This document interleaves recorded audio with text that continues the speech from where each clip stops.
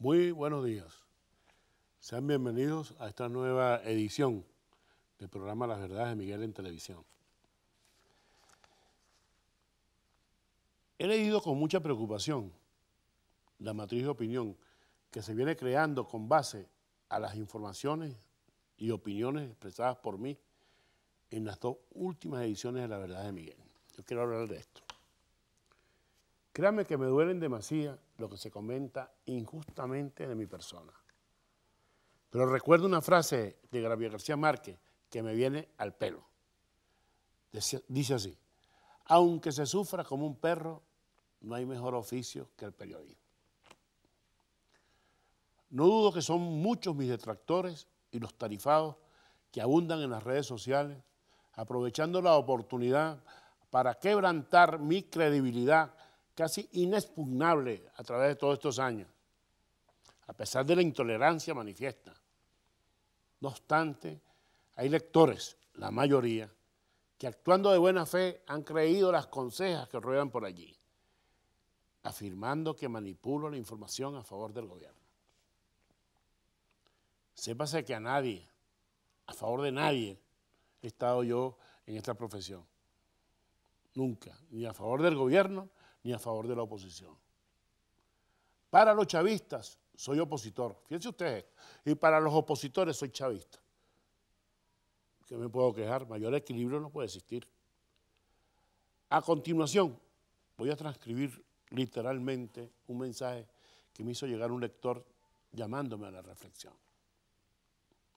Por supuesto que no comparto lo que este lector dice, sin embargo creo que es importante que yo lo reseñe. Comienza diciendo: hola Miguel, tengo como unos 7 años leyéndote, soy un simple lector, tengo 26 años y la verdad lo invito a la reflexión. Su columna la he seguido semana a semana. Creo que usted es un gran periodista, gracias por lo que me toca. Y aunque soy opositor, creo que la verdad vale más que los tintes políticos. Y me he dado cuenta con el tiempo que usted dice la verdad. Sin embargo, he notado que ha empezado a manchar esa verdad. Y yo como lector y ciudadano empiezo a notar que a través de sus líneas hay cierto rechazo a quienes no pensamos como usted. Empiezo a notar cómo las palabras son utilizadas para la manipulación y no me siento realmente a gusto con ese hecho. Pido disculpas si me extendí, pero es una invitación a reflexionar y no un reclamo. Buenas noches, Miguel. Mi nombre es Gabriel Méndez. Va mi respuesta para este apreciado lector, que quiero que sea extensiva a todos aquellos que me siguen, a todos aquellos que me leen, a todos aquellos que me siguen a través de la televisión. Amigo, le doy las gracias por sus consideraciones hacia mi persona. Para mí, la reflexión es permanente. En mi profesión no tomo partido por ninguna parcialidad política, lo cual no significa que no tenga particularmente una posición ideológica, que necesariamente no tiene por qué enfocar simpatías por un gobierno, aunque éste esté identificado, ya sea de palabras con mi pensamiento social. Precisamente por ser el gobierno actual un ente determinado con las máximas revolucionarias, he sido muy duro a la hora de cuestionar sus desviaciones. Solo basta con hojear las ediciones de La Verdad de Miguel para censurarse de ello. Estoy de acuerdo con usted en que la verdad vale más que los tintes políticos. Para mí, he hecho de la autenticidad un templo. Mal puedo yo manchar la verdad. Si he manifestado rechazo por la conducta de la oposición, ello no significa que impugne a quienes no piensan como yo. Mucho menos me presto para manipular con mis escritos. Si denuncié los preparativos violentos que se tenían previstos para el pasado 1 de septiembre y que no haya ocurrido nada, ello me puede llevar a pensar que los complotados dieron marcha atrás cuando se vieron descubiertos. No olvide que hay sectores, gobierno y oposición, donde el ciudadano solo sirve para las marchas y movilizaciones y no hay escrúpulo a la hora de exponerlo a situaciones peligrosas. Cuando aseguré posteriormente que Nicolás Maduro, que yo creo que esto levantó mucha ronda, había salido airosa en la última confrontación de marcha, a las pruebas me remito. Los dirigentes de la MUD saben que este año no habrá referéndum. No obstante, no se detienen a la hora de presentar ofertas engañosas. Estoy seguro que tampoco el gobierno lo está haciendo bien y no tengo problemas para cuestionarlo. Por eso mis contrarios me quieren hacer aparecer como oportunista, alegando que le doy un tiro a la República y otro a la Revolución. Voy a concluir este editorial parafraseando a Azorín. ¿Por dónde ha entrado usted? Respondo, por la puerta. ¿Sabe usted que no se puede pasar? Respondo, he pasado. ¿Quién es usted? Respondo, un periodista.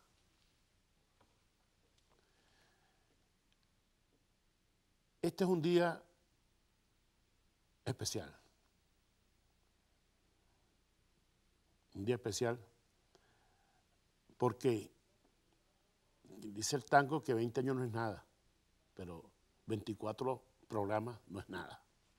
Hemos llegado al programa número 24 y hemos considerado hacer un alto en el camino para reflexionar sobre los programas.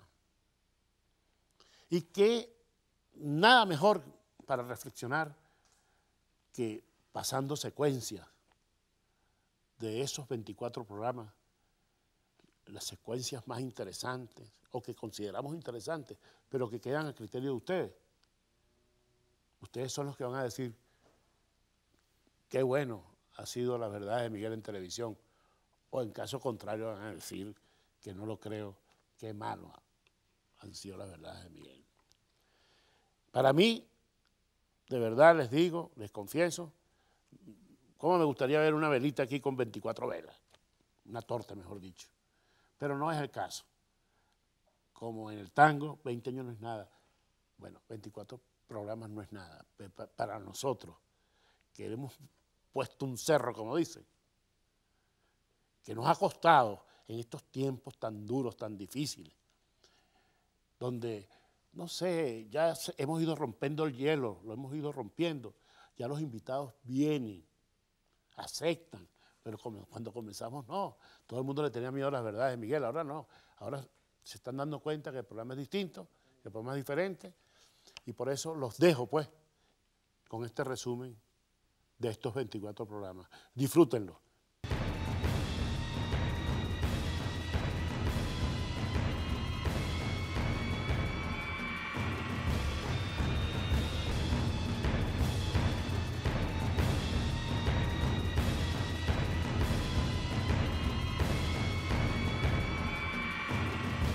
Bienvenido, Alberto. Gracias por la invitación, hermano. Bien, Alberto, como te estaba diciendo, tú también quieres diálogo. Todos queremos diálogo. Bueno, pero fíjate, depende de qué es lo que se llame diálogo, porque el planteamiento creo que está hecho no solo a nivel de la propuesta del gobierno, que ha sido una constante, como lo sabes, desde el inicio de la Revolución Bolivariana misma. No hay sino que recordar, por ejemplo, al comandante Chávez regresando de aquel secuestro, del golpe de Estado de abril de 2002, y antes que salir, como hubiera salido cualquier mandatario en el mundo que hubiera estado en esa misma circunstancia, a poner preso tras las rejas a sus conspiradores, él regresó con un crucifijo y de ahí en adelante fueron reiterados los llamados a sentarse en mesas de conversaciones con la oposición. Está aquella frase que volvió famosa del comandante haciendo referencia a aquella película venezolana, hace falta una oposición con moto propia. Bueno, era eso lo que estaba hablando. El planteamiento ha sido constante en el gobierno del presidente Maduro desde el primer día también, y se han dado mesas a las que ha convocado incluso con transmisiones en cadena nacional. Tú recuerdas aquella de abril del 2013. Pero la oposición no ha querido nunca avanzar en esa propuesta del diálogo por una razón fundamental. A lo que se está llamando no es un encuentro social, no es un ágape, como pudiera pensar cualquier desprevenido. No, lo que hace falta es fraternizar y abrazarse. Eso es lo candoroso, digamos, que pudiera ser de la figura por encima de un planteamiento como el que está en la mesa, el del diálogo. Pero el diálogo al que se está llamando es a que la oposición deponga su actitud golpista, revanchista, tratando de buscar atajos permanentemente, que ha sido también su constante desde el inicio de su conflagración, como digamos, pudiera llamarse a esa juntura que ellos hicieron en la MUD, que no puede ser organización política, eso es cualquier otra cosa menos un sector político, pero a esa reunión política que hicieron ahí en todo caso, desde el inicio, desde cuando eran coordinadora democrática, la única actuación constante, permanente en la oposición ha sido la de buscar desconocer la legitimidad del gobierno revolucionario, primero del presidente Chávez y ahora del presidente Maduro. A lo que se está convocando entonces es a que deponga esa actitud, pero la oposición quiere verlo como otra cosa. Sí. Es muy repetitivo la cuestión del golpismo. Desde muchos años acá, desde el año 99, inmediatamente dentro del propio gobierno acusan a todo aquel que esté en contra o que difiera de golpista. Acuérdate. ¿A ti te han acusado de golpista? Sí, cómo no. ¿Sí? Sí. Sí. No este gobierno. No este gobierno. A mí, en el gobierno de Carlos Andrés Pérez. Bueno, pero yo me refiero ahorita. Espérate, pero yo te puedo hacer una referencia. Es que, el gobierno de Carlos Andrés Pérez, el gobierno de Caldera, en los medios de comunicación. Pasa que ya 20 años no es nada, como dicen. Yo era el periodista de los golpistas. Está bien, pero lo que estoy diciendo, pero el gobierno revolucionario, cuando ha acusado de golpista, la constante ha sido que ha acusado a los que están conspirando. Eso es una cosa que está ahí. Pero no oficial, porque dentro del mismo Canal 8, los medios de comunicación del Estado, en todos los programas, este es golpista, que no es golpista, este es golpista, que no es golpista. Bueno, pero perdona. Eso es igualito a lo de la acusación que se hace de allá para acá de que no hay libertad de expresión. Bueno. Y que no se deja a nadie que piense distinto hablar. Pero entonces tú ves que son muy poquitos, porque resulta que no está preso nadie por sus ideas, precisamente. Y tú ves a Marta Colomina hablando por la radio, y ves a Nelson Bocaranda hablando por el otro lado y por el periódico, y por todos los medios, y te ves a ti. Tú tienes periódico, tienes ahora programas de televisión, pero allá hay la acusación constante de que hay aquí un cercenamiento. Cuando tú dices, Alberto, te ven a ti, no me metas en el mismo saco. Una cosa totalmente distinta. Primero porque yo no estaba metiendo en el saco a nadie. Estoy diciendo, cuando hay la acusación de golpismo, es a los que han actuado golpistamente. Nuestra trayectoria como periódico no hace falta, como semanario no hace falta ir muy lejos para que se sepa. Siempre, es más, cargamos con una chapa para, como siempre lo he dicho en distintos programas, para la oposición nosotros somos chavistas y para los chavistas somos oposición. Mira, Rafael Simón, ¿cómo ves tú la situación actual? ¿Vale? A mí me preocupa, no sé. Muy preocupante, porque el sustrato de la situación política es una situación económica agobiante, es el colapso de un modelo, de un sistema que ha fracasado estrepitosamente y que lo está padeciendo cotidianamente el conjunto de la población venezolana. Yo creo que si algo unifica hoy en día a Venezuela son los padecimientos, por igual. Chavistas, antichavistas, independientes, estamos padeciendo los efectos de una crisis que se manifiesta en una cotidianidad que es realmente agobiante, que tiene que ver con la falta de los insumos básicos para la subsistencia, tanto alimentaria como en medicina, con un AMPA desbordada, con un salario que no alcanza y en general yo digo que con una rendición del gobierno frente a la dimensión de esa crisis. El gobierno, si algo ha perdido y si algo denota lo terminal de esta crisis y la urgencia de una transición, es que el gobierno no tiene ninguna capacidad de reencantar a la gente. Mira, los regímenes que se inspiran en las doctrinas socialistas, y tenemos como referencia el cubano, que es el que subsiste después de la caída del mundo comunista. Y los coreanos. Siempre han tenido los coreanos, pero vamos a decir que los coreanos están ubicados en otra latitud y otra idiosincrasia distinta. Pero esos regímenes siempre tuvieron la capacidad de reinventarse y sobre todo de reinventar esperanzas. Yo recuerdo cuando el fracaso de la famosa zafra en 1970 cubana de los 10 millones de toneladas de azúcar. Bueno, Fidel dice, ahora no, pero dentro de 10 años sí lo vamos a obtener. Igual era la carrera del espacio, aquello de la Unión Soviética. En 10 años superaremos en la carrera de los espacios de los Estados Unidos. Pero este régimen que durante mucho tiempo, gracias a las grandes... En primer lugar hay que decir, mira, hubo 3 factores que abonaron la prolongada hegemonía de Hugo Chávez. En primer lugar, el colapso absoluto de la llamada hoy en día Cuarta República, es decir, la manera como ese sistema edificado luego de la caída de Pérez Jiménez se vino abajo, se derrumbó, se deslegitimó y acumuló grandes niveles de insatisfacción, de repudio, de desafección popular. En segundo lugar, un liderazgo como el de Chávez, que tuvo una capacidad muy grande de conectarse y sobre todo de conectarse con los más humildes y de tratar de reinterpretarlos a partir del empoderamiento popular, de toda una serie de valores simbólicos. Y luego, el alto ciclo, prolongado ciclo de altos precios petroleros que le permitieron, al amparo de esa inmensa renta, trasladar beneficios directos a esos sectores de menores recursos que evidentemente vieron mejorar transitoriamente su situación. Todo eso, esos tres factores hoy en día están absolutamente liquidados.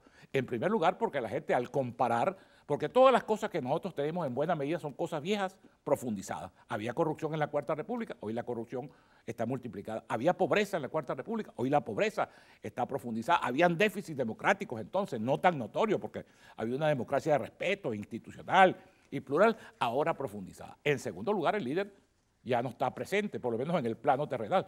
Y en tercer lugar, nosotros asistimos pues, a lo que va a ser, por cierto, durante un largo tiempo, unos precios petroleros modestos, que para un país bien administrado serían más que suficientes. Es una tragedia que Venezuela tenga el petróleo a 40.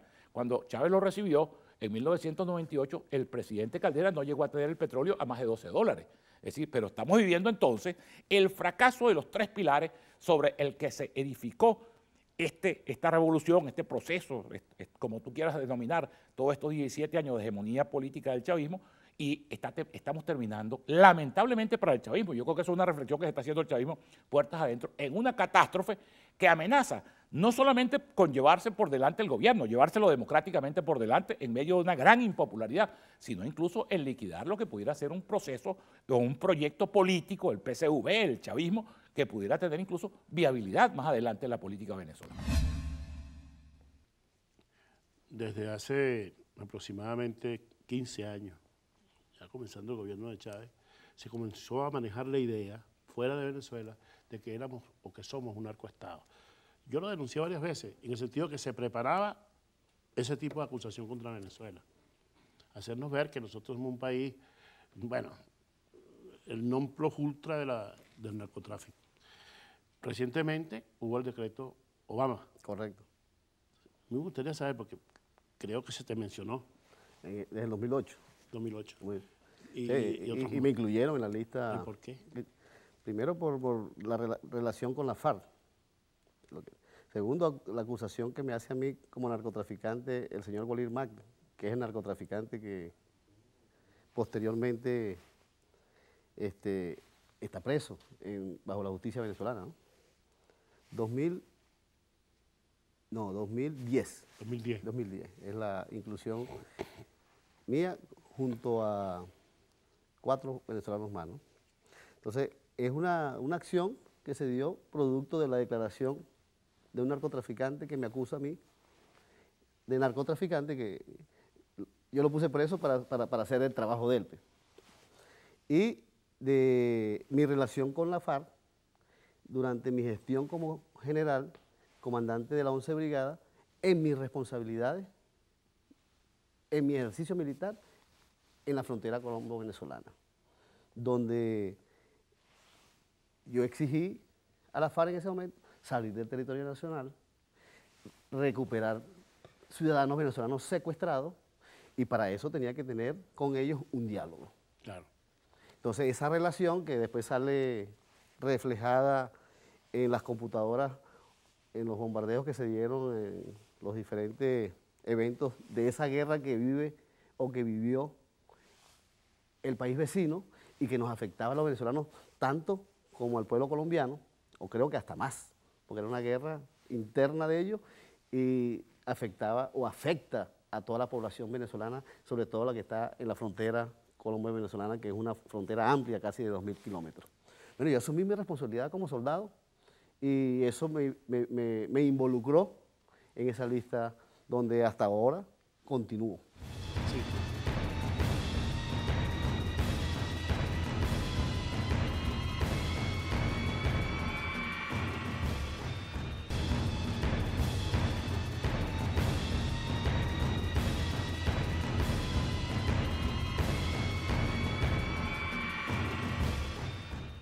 La vida política de Pablo Medina en los últimos 18 años, 20 años, ha estado signada por muchos episodios, ¿verdad?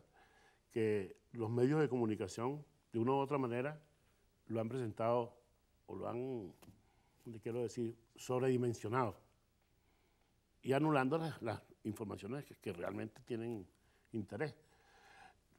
Tú me estabas hablando de la libertad de expresión. En este momento, ¿hay libertad de expresión, sí o no? ¿Cómo puede haber libertad de expresión si han cerrado canales? ¿Cuál canal cerraron? Radio Caracas Televisión, Sí, por pero ejemplo. no se lo cerraron, se les terminó la concesión y no se la renovaron. Calla.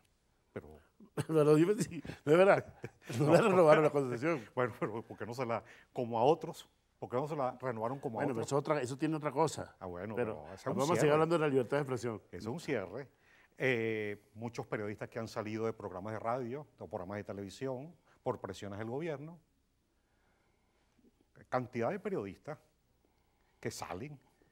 Y así, pues, el número de programas de radio ahí. Y todo está circunscrito, incluso porque la libertad de expresión se ha reducido a una estructura radial del gobierno y una estructura radial o televisiva de la oposición. Aquí no sale más noticias sino de la polarización. El resto, los que tenemos una opinión diferente, mira, cuesta. Por ejemplo, yo acceder a un programa de televisión, yo te lo agradezco porque de verdad que a mí me cuesta. Gracias. Participar en un programa de televisión. Lo que tenemos una posición no polarizada, lo que tenemos una voz, digamos, independiente, que queremos expresar otra cosa ante el país, de decir las realidades, sin cierto o falso, o con errores o con acierto. Claro. Bueno, pero no hay forma de decirlo. Pero también hay una televisión privada, ¿no? ¿Ah? La televisión privada. Por supuesto, que- la televisión privada. Por ejemplo, Venevisión, por decir canales, vamos a decir, Por no, decir no canales. importa. O sea, Televen. Uno va a un canal de televisión cuando hay una campaña de televisión, una campaña electoral. Entonces, invitan a uno, pero uno tiene que forzar las cosas. Del resto, no existe. Y eso, bueno, yo te digo, en la Cuarta República hay mayores posibilidades. No estoy hablando bien de la Cuarta República, pero hay mayores posibilidades para tú opinar. Mira, una cosa, Pablo, tú eres de izquierda, siempre, hasta donde yo sé. Bueno, yo nunca me he definido. Me definen. Te A mí me definen. Te definen de izquierda. Y bueno, y de repente estás en la derecha, ¿cómo es eso? Yo no estoy en la derecha. Y el grupo ese del Nacional con que tú trabajas. Bueno, eso no es la derecha, es un grupo de Eso no es opinión. derecha. Tú me preguntas a mí, porque a mí nunca me han preguntado cómo me defino yo. ¿Cómo te defines tú? Bueno, yo soy de izquierda, de derecha y de centro. Ah, o sea, tú eres ambidiestro. No, bueno, soy ambidiestro. Ah, bueno, Soy ambidiestro, pero también soy de centro. ¿Por qué? ¿Por qué yo soy de izquierda? Porque en Venezuela hay un problema social de graves dimensiones. Lo había en la Cuarta República, ahora más en la Quinta. Más. Peor todavía, la situación social es peor en Venezuela, más dramática. O esas colas de hambre, colas de la muerte, que no hay comida, no hay medicina, la inseguridad, toda esta situación dramática donde se nos están muriendo los niños, los ancianos, la gente. Entonces, hay un problema social más grave ahora en la Quinta República, y soy derecha porque yo creo que debe haber un juego armonioso, una política económica con el capital. Y soy de centro porque es lo que permite armonizar todo. Armonía, menos mal que tú- Armonizar. Mira. En un Estado desarrollado y democrático, de desarrollar las fuerzas productivas nacionales, necesitas un Estado que juegue para todos. Yo ante esas afirmaciones, como lo he dicho en otros programas, yo hago de abogado del diablo. Claro. Yo quiero saber, ¿dónde has visto tú los ancianos muriéndose, recogidos con carretilla? ¿Dónde has visto tú los niños muriéndose? Todo ese tipo, porque la gente dice que centenares de niños mueren todos los días. Mira, yo he visto estadísticas, Miguel. Yo no te estoy diciendo que lo de las cosas no sea condenable, por supuesto, y que sí hay carencia, cada día y mayores son, pero de allí no podemos desvirtuar la verdad, ¿verdad que no? Bueno, yo creo que no hace falta virtual la verdad porque la verdad es evidente para todos. ¿Pero en qué sentido? En los hospitales no hay medicina. En los hospitales. No, En la clínica universitaria, a poner un solo ejemplo, la clínica de la universidad, bueno, tuvieron que desalojar a los pocos enfermos que habían ahí, porque había bacterias. O sea, bueno, la gente estaba, incluso murieron personas ahí afectados por bacterias. Son tantos los aspectos de Caracas. Vamos a hacer un vuelo rasante, porque son muchos. Han dejado de robarse la luz en los barrios. Acuérdate que Caracas está ranchificada. Se multiplicaron los ranchos. Se les puso un barniz allí con la llamada operación esta, a lo mejor tú no estás de acuerdo, por supuesto, la operación tricolor, ¿no te hicieron? Barrio Nuevo, Barrio Tricolor, la gran misión. Exacto, fue pintar, ¿no? Y eso no solucionó el problema, porque es un problema de hacinamiento, un problema que incide en la seguridad. ¿Cómo controlas tú la seguridad en esos barrios, esos vericuetos que se armaron a última hora con las invasiones y todo este tipo de cosas? ¿Cómo lo controlas? Sí, fíjate, Miguel, yo creo que haciéndole honor a la verdad, hay que decir que Venezuela se ranchificó en los 40 años de la llamada democracia de coburguesa. Eso fue después de la caída de mi general Pérez Jiménez, que hay que decirlo, después de la Revolución Bolivariana junto a Pérez Jiménez, son los mayores constructores de este país. Y cuando llegó la denominada democracia en este país, donde Acción Democrática y Copay se repartieron como le dio la gana la renta del petróleo y la renta del gobierno, del Estado-Nación, bueno, fueron arrimados a los cerros de manera así pues, coloquial, arrimados a los cerros la gran mayoría del pueblo venezolano. Y solo en estos 17 años de revolución es que se han construido más viviendas que los 40 años que pasaron en este país. Y no las viviendas de Alicia Prieto y Caldera, con el respeto, ¿no? Cajas de fósforo. Veamos las construcciones de la Gran Misión Vivienda Venezuela. Son amplias. Los invito pues, a que vayamos a cualquiera de los urbanismos de la Gran Misión Vivienda Venezuela en el Distrito Capital, que es mi jurisdicción. Hace un programa especial incluso allí con la gente de esos urbanismos que tienen problemas, como todo barrio, como toda urbanización tienen problemas. Para lo que se quiere son recursos en este momento. Ahora, ¿cómo se utilizan esos recursos es otra cosa?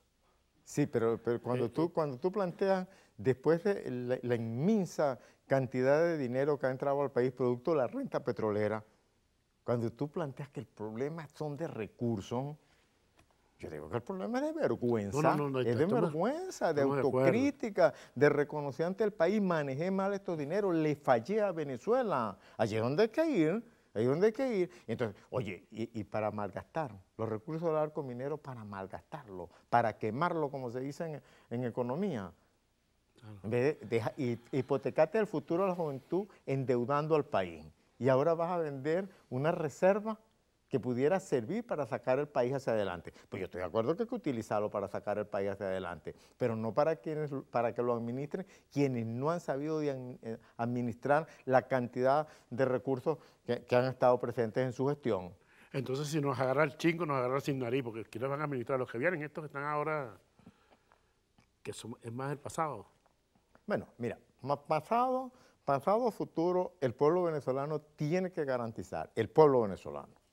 Es una responsabilidad de todos los ciudadanos, es decir, garantizar que los recursos se inviertan en las cosas que son prioritarias y que realmente garanticen un desarrollo del país, que garanticen una economía fuerte, diversificada, de amplias oportunidades para el trabajo, para la creación de riquezas y de servicios, salarios dignos, es decir, una sociedad donde el ascenso social sea realmente una posibilidad y no una sociedad donde la gente esté a las 4 de la mañana, a las 3 de la mañana haciendo cola para buscar artículos elementales en la dieta venezolana. Entonces, eso no tiene otra dirección distinta a obrar en favor de los trabajadores, de los sectores más necesitados de la población y de los pequeños y los medianos productores del campo y de la ciudad. No puede ir el dinero otra vez hasta a los sectores oligarcas y a la corrupción. Eso no es un destino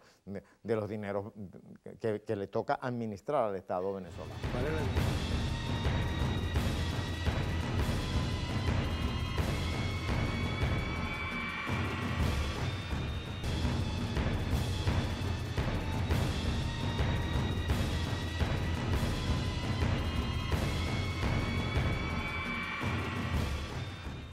Estamos hablando, no podíamos pasar por alto conversar acerca de Maduro.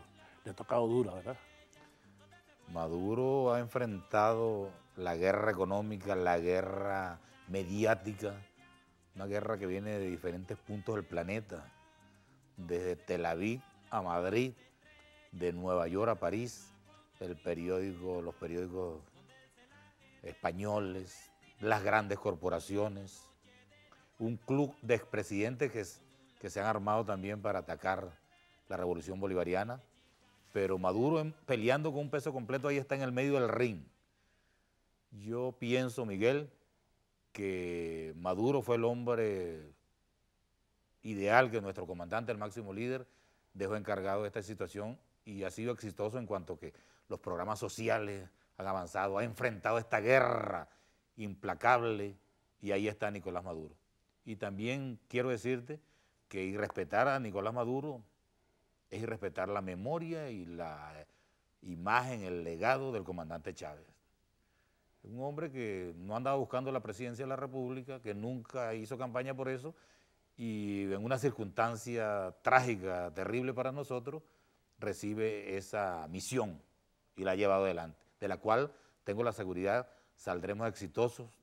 Pueblo venezolano, tengan fe, tengan la certeza, la convicción de que la revolución bolivariana avanza y que este apocalipsis que están anunciando, este día final, este día D, como el desembarco en Normandía, entonces esto, no sé, lo digo por fe, lo digo por certeza de cristiano, de revolucionario, de una o de otra manera saldremos triunfantes, será favorable para nosotros y no termina la historia del chavismo, ni quiera Dios, el día 1 de septiembre. O sea, la vida continúa. La vida sigue. Exactamente. Oye, bien bonito tu mensaje, de verdad. Yo también hago votos porque hay cosas que tú dices que uno no comparte. Por ejemplo, con respecto a la guerra económica. Hay cosas que se pueden discutir. Tú eres un estudioso de eso y de la materia económica, pero recuerda, se ha repetido, no es que yo lo descubrí, que a Salvador Allende, Sí. dijo Nixon, hay que quebrarle la columna vertebral a la economía chilena y aplicaron ese manual suave, manual silencioso de golpe. Ya se ha experimentado. Entonces, viendo esto... Claro, espérate, Cristóbal, discúlpame. Es que si tú incluso te vas más allá de Allende, hay cosas que la gente no conoce o no se han difundido mucho. En Indonesia, en 1965, había un gobierno similar al gobierno de Chávez acá ahora. Dirigido por Sukarno, que era el padre de Indonesia, pues, fue el héroe de la independencia frente a Holanda. Bueno, si tú sigues lo que ocurrió y cómo masacraron, cómo los Estados Unidos, que estuvieron muy metidos en ese golpe, después se supo por los papeles desclasificados de la CIA, cómo masacraron a los comunistas. Hay una cuestión que llamaron y la compararon con la noche de los cuchillos largos. 300.000 comunistas y tantos mataron después de ese golpe de Estado contra Sukarno. Por no hablar de las intervenciones de los Estados Unidos en Norteamérica, en Haití, en Libia, en Siria, en los países de Centroamérica, en República Dominicana, en Panamá, aquí. Yo creo que no hay duda de que los Estados Unidos, la CIA, el Pentágono está detrás de todas estas políticas y estuvieron con el golpe del 11 de abril y están detrás de esta cosa. En Miranda, sobre todo en Miranda, hay un gobernador de oposición, ¿verdad? Enrique Capriles. Y hay como una especie de gobierno paralelo a Enrique Capriles, ¿cierto? No, gobierno paralelo no hay, sino que frente a la ausencia de la gobernación de Miranda o frente a la ausencia del gobernador, mira, el gobierno nacional ha tenido que llenar vacíos. Por ejemplo, fíjate tú en el tema de la policía. La criminalidad en Miranda, así como en muchos estados del país, ha crecido exponencialmente. Y Enrique Capriles, desde que llegó en el 2009, lo que ha hecho es desmantelar a la policía de Miranda, que tiene un papel muy importante, que su papel tendría que ser preventivo, porque es la seguridad ciudadana, esa es su obligación. Y él ha desmantelado la policía de Miranda. Frente a estas falencias, entonces el gobierno de Miranda, el gobierno nacional, ha tenido que crear instancias para poder ayudar al pueblo de Miranda. Ha sido eso.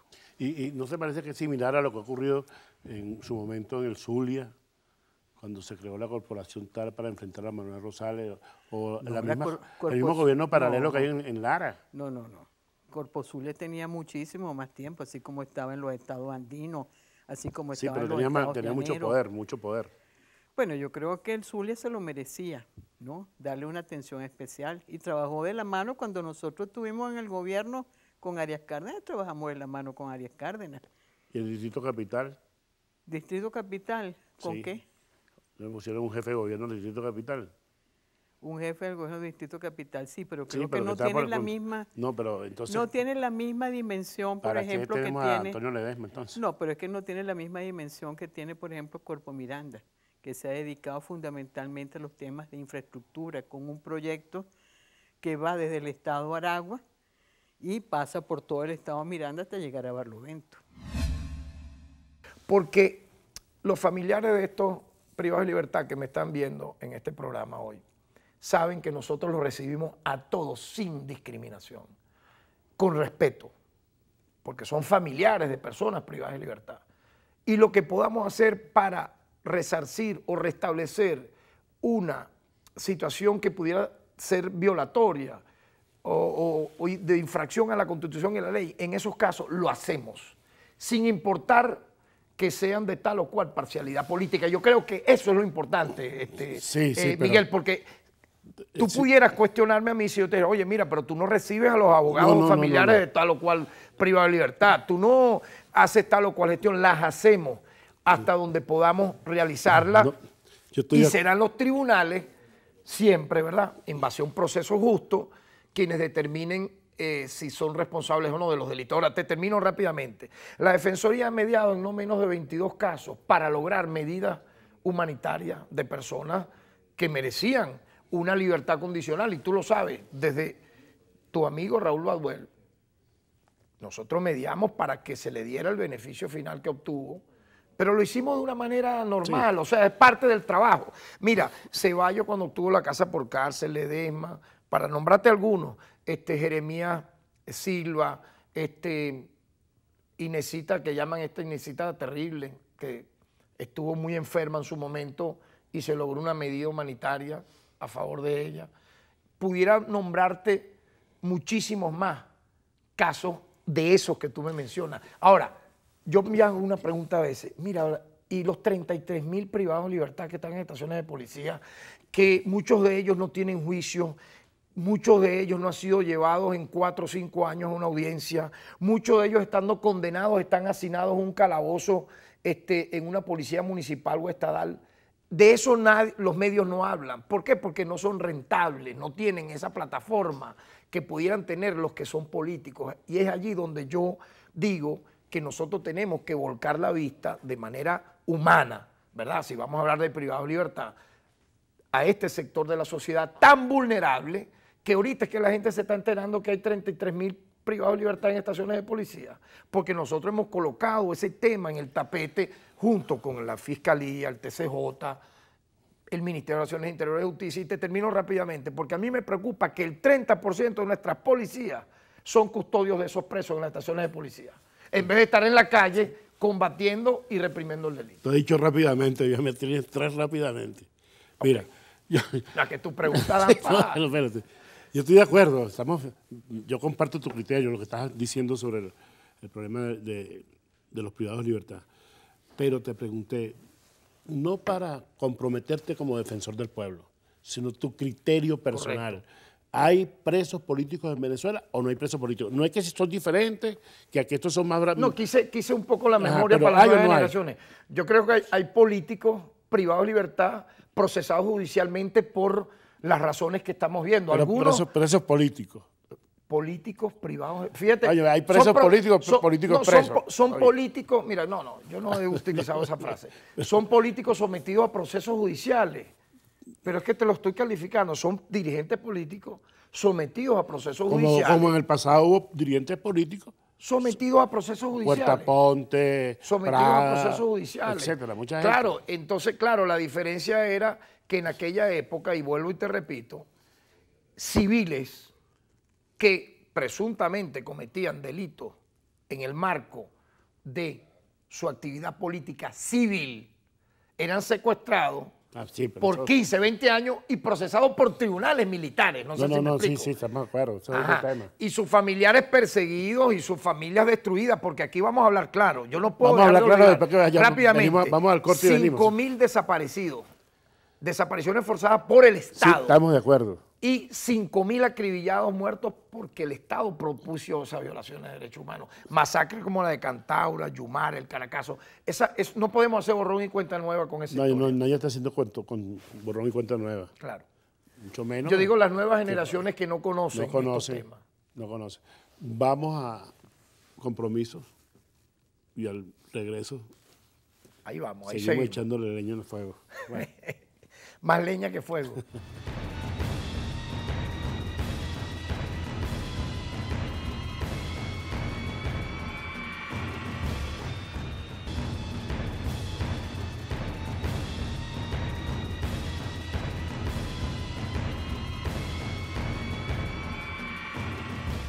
Tú hablas como el factor especulativo como más importante, le das mucha importancia, pero ¿tú no crees que si la oferta no estuviera por debajo de la demanda de bienes, no existiría el factor especulativo?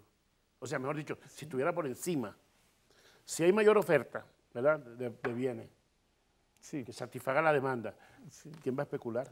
Bueno, mira, te cuento algo. Ahorita apareció la leche en 4.000 bolívares. Apareció, ¿no? Precio moderado. Tampoco es que es muy bajo, ¿no? Considerado el salario. Y el tema del bachaqueo, que es un problema esencialmente de empleo y de subempleo. Estamos de acuerdo. O sea, ya las personas, pues, empiezan a comprar leche. Yo he visto, o sea, buhoneros comprando leche, comprando 20 kilos, 30 kilos de leche, porque ellos saben que en lo que desaparezca esto, ya ellos esa leche de 4.000 la van a poder vender en 6 y en 8, ¿no?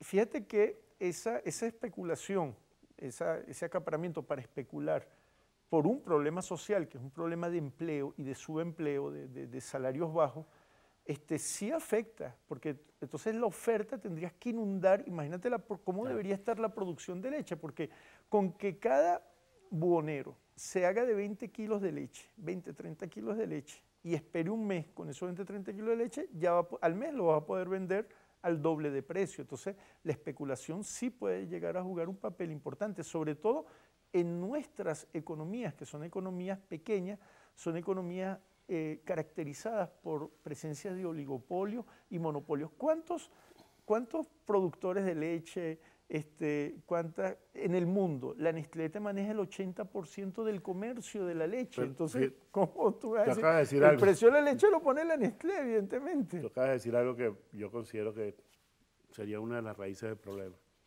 que es el subempleo. Pero tú contradices entonces al ministro de Planificación actual, Claro que lo contradijo. que Sí, dice porque que Venezuela prácticamente hay pleno empleo. ¿Tú crees en la cifra que da el Instituto Nacional de Estadística? no creo. Ahí habrá empleo, pero no es el empleo con el salario requerido. Hay subempleo, estoy de acuerdo con el ajuste del salario. Creo que es una necesidad, creo que es una medida acertada por el presidente. El tema del ticket de alimentación, yo considero que debe ser, ese bono alimenticio debe pasar al salario y debe ya empezar a cotizar para las prestaciones sociales. Yo creo que eso ya es salario, ya eso no es ningún bono, eso debe incorporarse al salario. Es más, me parece que el aumento se quedó un poco corto, debió ser un poco mayor.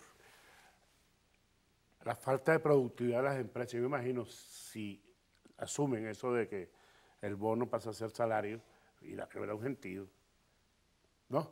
¿Pero por qué? Porque, ¿Por qué pero va a dime quebrar tú, un gentío? yo que tengo una empresa, yo tengo yo tengo un ejemplo, pues. Yo tengo una nómina, Claro, que nos mantenemos a duras penas. claro. Ya cada vez que al gobierno se le ocurre aumentar el salario, porque no puede resolver su problema de productividad, Claro. porque tiene que resolver el problema. ¿Por qué vas a ganar tú subiendo el sueldo? No, en diciembre te vamos a volver a subir el sueldo, y vuelve a subir el sueldo, y vuelve. Esto es una espiral, hermano. Y acaban de subir el aumento de salario, decretar el aumento de salario, ¿verdad? A partir del 1 de septiembre. Ya todo subió. Ya todo subió. No importa. Mira, Marx escribió eso. Y no sube. Pero o sea, siempre que hay un aumento de salario, la clase trabajadora, la clase asalariada sale favorecida. Tu periódico... No sale favorecido, hermano. No, sí sale favorecida. Mira, tu periódico es porque ningún periódico, ningún medio de comunicación se mantiene por sí mismo. Los medios de comunicación... Nosotros nos hemos mantenido por Bueno, nosotros. porque ustedes son una excepción. Ustedes están ahí en el filo de la navaja. En el filo de la navaja. ¿Por qué? Porque la mayoría de los medios de comunicación o los banquea un grupo de empresas o los banquea el gobierno. Pero siempre son financiados de afuera.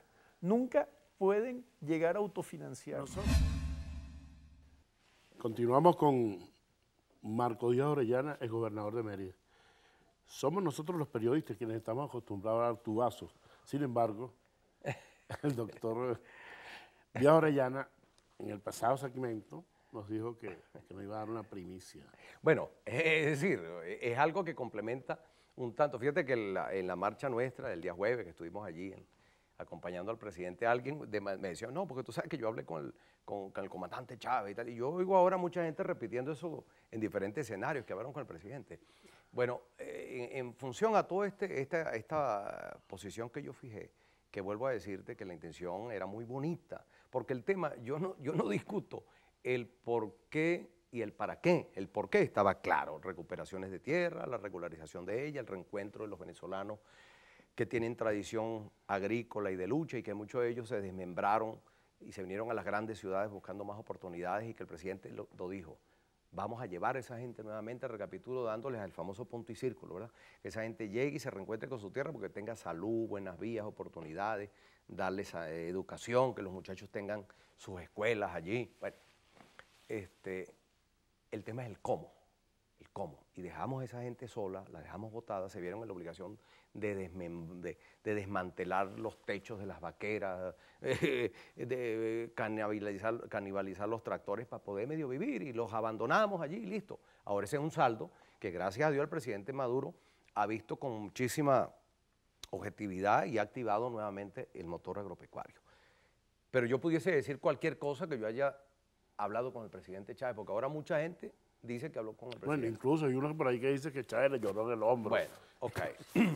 Y aquí va mi cuestión. Y quiero que sepas que fue una persona sumamente respetuosa, me llamó con todo el respeto que nos debemos los seres humanos, porque el presidente Chávez, a raíz de todos estos incidentes, y ciertamente yo hablé con Elías Agua y le dije, mire, no, vicepresidente, que está pasando esto, así, asado, y esto no puede ser, yo no lo acepto porque yo soy gobernador de un estado, y esto nos va a traer a nosotros graves consecuencias. Lamentablemente el tiempo me ha dado la razón.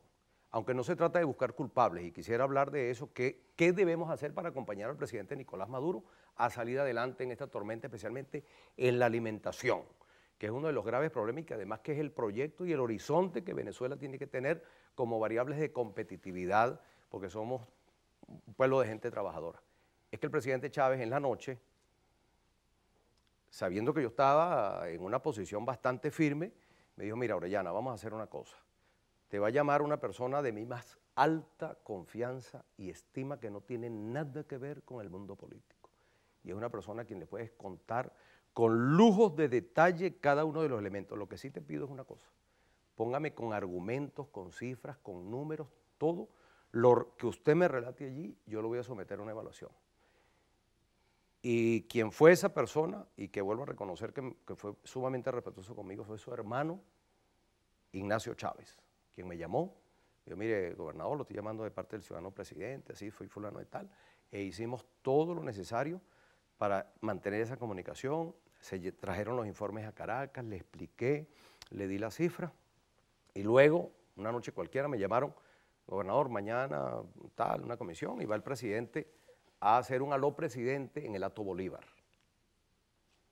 de donde por ciento se dice, no me consta, porque yo no ahí, a mí me pusieron para un lado, se perdieron más de 300 animales en la primera semana de trabajo, ¿no? Bueno, el presidente desde allí decidió, me llamó, mira, Orellana, tal, hizo un aló presidente. Antes de comenzar el aló presidente, recuerdo que se puso a tocar arpa con un general muy querido por nosotros en el ejército, el general Campos. Y luego el presidente dijo, mira, muchachos, enmendemos el error, rompamos los paradigmas, pero hagamos bien hechas las cosas. No permitamos que nuestros flancos débiles sirvan para que nuestros enemigos nos ataquen y demos señales de debilidad.